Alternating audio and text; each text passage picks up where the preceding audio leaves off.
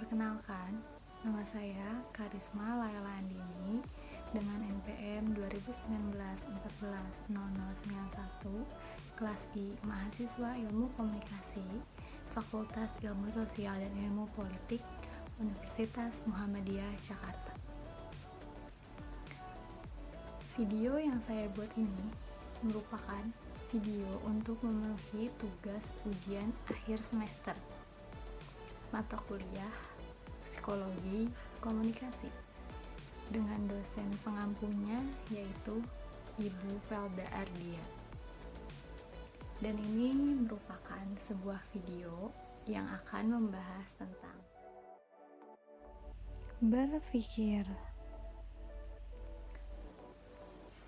Sebelum melanjutkan pembahasan saya terkait materi, saya yakin kita semua tahu apa itu berpikir.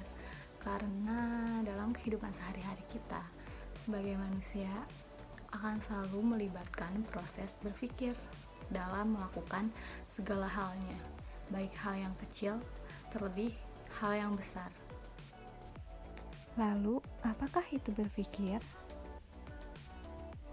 Berpikir merupakan sebuah aktivitas kerja otak mengenai suatu hal yang melibatkan penggunaan konsep dan lambang sebagai pengganti objek dan peristiwa. Menurut Floyd L. Raj dalam bukunya yang berjudul Psychology and Life tahun 1967, berpikir merupakan manipulasi atau organisasi unsur-unsur lingkungan dengan menggunakan lambang-lambang sehingga tidak perlu melakukan kegiatan yang tampak. Tahu nggak sih kalau ternyata berpikir juga merupakan aktivitas mental? Karena dalam proses berpikir, kita tidak hanya menggunakan otak saja, namun menyangkut semua bagian tubuh kita. Nah, berpikir juga melibatkan semua proses sensasi, persepsi, dan memori. Kira-kira bisa nggak ya orang berpikir tanpa menggunakan konsep, bahasa, atau lambang? Jawabannya tidak mungkin. Kenapa? Karena ketika kita berpikir, semua itu akan dengan otomatis muncul di dalam otak atau pikiran kita. Nah, sekarang untuk apa sih orang berpikir? Kita sebagai manusia berpikir agar dapat memahami realitas kehidupan. Dengan kita memahami realitas kehidupan, maka kita akan bisa mengambil keputusan yang baik dan tepat. Lalu, kita juga dapat memecahkan persoalan-persoalan yang datang di kehidupan kita. Mencari cara agar kita dapat menyelesaikan persoalan itu dengan baik, dan dengan begitu kita akan dapat menarik kesimpulan untuk hidup kita agar kita bisa menjadi orang yang lebih baik lagi. Kemudian, bagaimanakah orang berpikir?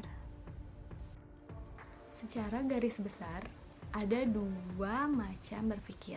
Yang pertama itu berpikir autistik, dan yang kedua itu berpikir realistik.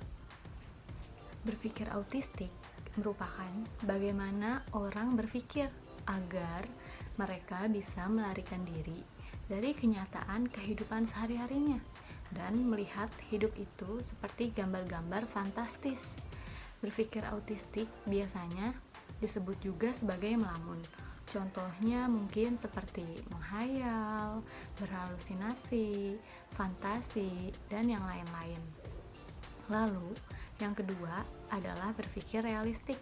Berpikir realistik juga biasanya disebut sebagai nalar, yaitu berpikir dalam rangka menyesuaikan diri dengan dunia nyata dalam kehidupan sehari-harinya. Menurut Floyd L. Raj, terdapat 3 macam berpikir realistik. Yang pertama, berpikir deduktif. Yang kedua, berpikir induktif. Dan yang ketiga, berpikir evaluatif.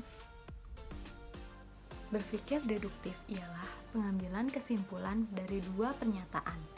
Yang pertama dari pernyataan umum, lalu pernyataan khusus.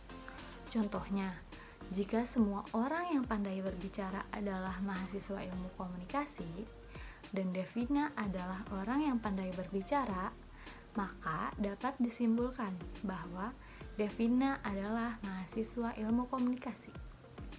Yang kedua adalah berpikir induktif, yaitu kebalikan dari berpikir deduktif yang tadi. Nah, pengambilan keputusan dari dua pernyataan, mulai dari yang khusus lalu pernyataan umum. Contohnya, Dewi dan Dina teman saya mahasiswa ilmu komunikasi, dan Dewi dan Dina pandai berbicara. Jadi dapat saya simpulkan bahwa mahasiswa ilmu komunikasi pandai berbicara. Yang terakhir yaitu berpikir evaluatif, ialah berpikir kritis yang menilai dari baik buruknya, tepat atau tidaknya suatu gagasan. Contohnya itu ketika kita membandingkan atau membedakan sesuatu, kita dapat melihat dari sudut pandang benar atau salahkah suatu hal itu. Mungkin hanya itu saja materi yang dapat saya jelaskan dan saya sampaikan dalam video ini. Mohon maaf apabila materi yang saya sampaikan masih kurang baik dalam pembahasan atau cara penyampaiannya. Mohon maaf juga apabila terdapat kata-kata saya yang salah dan kurang dapat dimengerti. Semoga materi yang saya sampaikan ini dapat bermanfaat bagi semua yang melihat. Dan jangan lupa untuk selalu tetap menjaga kesehatan kita semua. Kurang dan lebihnya mohon maaf dan terima kasih. Wassalamualaikum warahmatullahi wabarakatuh.